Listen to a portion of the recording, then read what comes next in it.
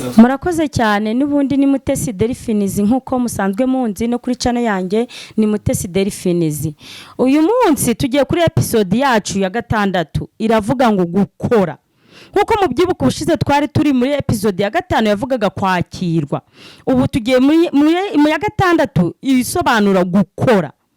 Nubundi nkuko musanzwe mubizi ndi kumwe n'umukozi w'Imana Pastor yakongera akabibwira akanasenga dutangira. Murakoze. Mana data twese uri mu ijuru turi kumwe nawe kandi uzahorana natwe. Iyo duhamagaye ntabwo ujye twifuriza ko tuba abagaragu babi. Wasobanuye imigabane y'abagaragu bari batatu cyangwa bane batandukanye, ariko umugaragu mwiza n'uwafashe itaranti imwe akayibyaza nyinshi. Birasobanuye ngo mu murimo wawe tube abashora bikorwa kandi beza bafitiye ibiremwa by'abanyarwanda batuye isi, abagande bene data dusangiye kwizera tubabera b'umumaro. Haleluya. Data uko ni kumuhamagaro wawe uri no mu kiganiro cyacu twongeye gusengera guhamagara imbaraga zikora umurimo wawe, umuntu akaba mu itorero nkuko umuririmbyi umwe yaririmbye asobanukiwe afite ububyutse no gukorera Imana, ngo buri muntu mu itorero abo wejejwe kandi abo wingira akamaro muri ryo. Natwe rero uko niko umuhamagaro wacu tuwusengeye kugira ngo bidutoze neza, natwe twamamaza ubwami bw'Imana turaba umumaro. Haleluya. Dukora imishinga ufitemo inyungu kandi imishinga yacu data natwe itubere ibyangombwa by'inzira kugira ngo nitugera mu bwami tuzagabane, izina ryawe niryubahwe. Amen. Amen. Murakoze cyane. Uko ikiganiro cyacu kiri ni ikiganiro gitegura umukristo mwiza. Twanyuze kuri episode zitandukanye dusobanura uwakiriye agakiza uko yakagombye kuba ahagaze, urugero ubunyangamugabo iyo yaba afite cyangwa afise nkuko tumva mu zindi ndimi, uburyo yaba ahagaze igihagararo yaba arimo ashimwa n'Imana n'abantu. Noneho tugeze kuri episode ya gatandatu isobanura uburyo umuntu akwiye kuba yitwa umukozi mu murimo, hakazaho titire yitwa ngo umukozi w'Imana. Hano tongera kwakira MUTESI muri uru rugendo yitwa umukozi w'Imana. Ese nk'umuntu wamaze kumurikirwa, hari ibihe twabayemo tukavuga ngo umuntu yabyawe ubwa kabiri ababaye icyaremwe gishya. Ni icyaremwe gishya yamurikiwe n'imbaraga zimukoresha ibidateye isoni, ariko bikamukoresha n'indi mirimo Imana ifitemo inyungu ndetse n'abantu b'Imana bafitemo inyungu. Haleluya. Amen. Tugiye kumuha umwanya atuganiriza uko yiyumva muri iki cyumba cyo kwakira imbaraga zo guhabwa inshingano.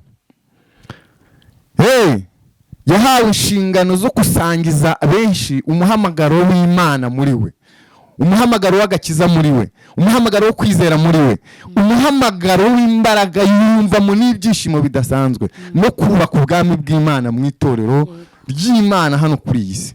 Turakwakiriye MUTESI. Urakoze cyane. Ngiye nkunda kuvuga nivuga nitangaho urugero. Ni ukuvuga ngo warakiriwe mbese gukora. Ni ukuvuga ngo ntabwo ari ukuvuga ngo warakijijwe gusa ngo biririmbe ku munwa, ahubwo ni ukuvuga ngo nimba warahindutse wa wundi narindi we yarapfuye, uwundi we aka kanya mbese ajyanye n'ibyo mvuga. Ni ukuvuga ngo mbakwera imbuto mu bantu, aho nyura, aho ntuye, abo mpura nabo, noneho kugira ngo n'imbere y'Imana ngaragare neza ntabonwaho umugayo.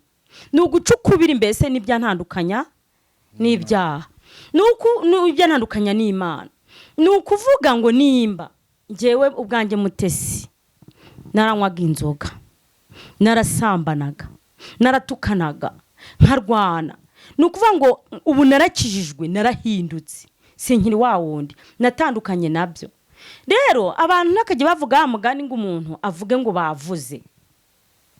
Nukuvuga ngo ibyo abambona nonaha ni bagomba kubona ko nahindutse kwanza, kuko izo nzoga sinkizinywa, sinkitukana, n'imyambarire narayihinduye.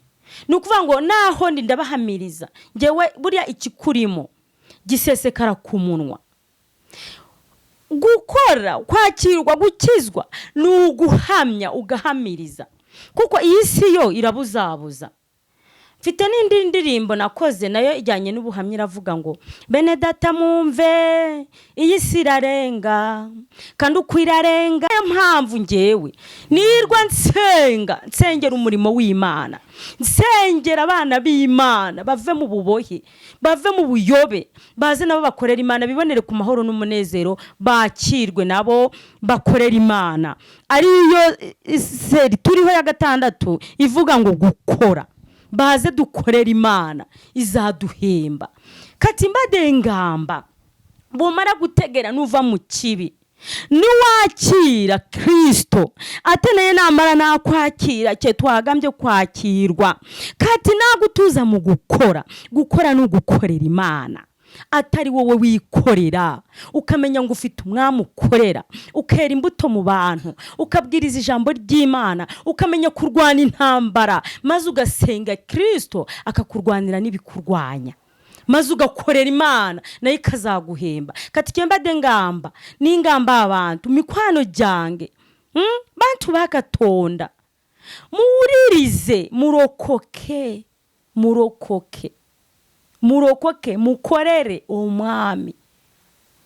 Yebura mu butagwawo ensene teri na kisera kinini igenda kugwako mango, ensene buzabuza tabura nekatibe wamara gutegera amaso go nigasumuruka, numara kutegera Kristo yani utandika kukora emirimo emirungi, nucyawa imirimo mibi ibikwahura n'akatonda. Cyemba demba gamba muje dukorere Katonda, agenda tusasura, agenda kututuza mu buramu burungi, mu bwaka bakabaye Katonda, tugenda kubuyingira ngati turi na kibi cyona, nga turi barokore, nga barokoka ku mutima no ku mubiri no ku moyo. Kati buri kimwe cye tukora kigenda kuraga abantu, kati turi bani dukorerani.